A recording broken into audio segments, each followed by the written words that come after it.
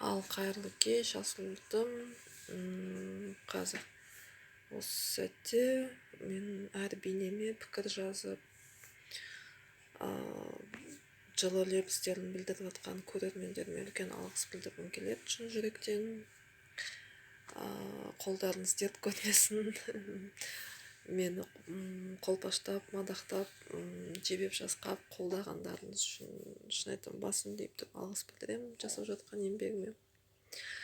Бірақ бір күлкім келеді. Кешіріңіздер.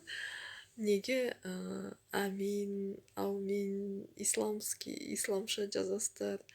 Аяқта Аллах илахты мадақтап кеткендер ма? Күлкім келеді. Ислам религиясы бүкіл аврамдық религиялар, олар пал ашуға қарсы. Олар бізді төменгі жаңағыдай жын шайтанның азғырындағылар деп ойлайды. Қазақшылықпен, қазақи дүниетаныммен, тәңірдімен олар шатағы жоқ.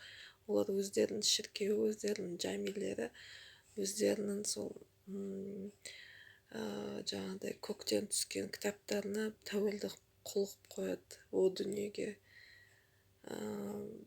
Бірақ міндетті түрде нелерін тағы беріп тұруың керексің, садақаларын. Тегін религия жоқ.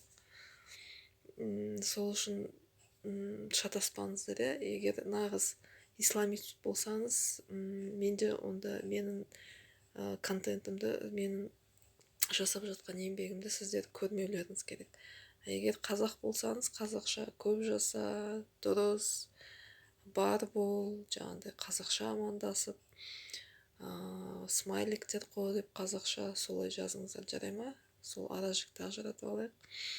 Одан кейін тағы бір көрермен бүйтіп жазыпты, көп карта қоясың, бірақ неге бір ауыз сөз деп. Осы жерде қазақ ұлтымыздың тіл байлығыны, сөз қорының өте бай екенін атып айтқым келеді. Біз бір сөз айтқанға тоқтаған ұлтпыз. Сондықтан мен жалпы болжамдарымда бір сөзбен, қазақтың мақалдарымен, нақыл сөздерімен, мен сонымен мақтанамын. Солай тіл байлығым соған жетіп, кейбір кезде енді Гуглдан қараймын қазақша мақал мәтелдерді. Сондықтан қазақ болғаным үшін мақтан етем.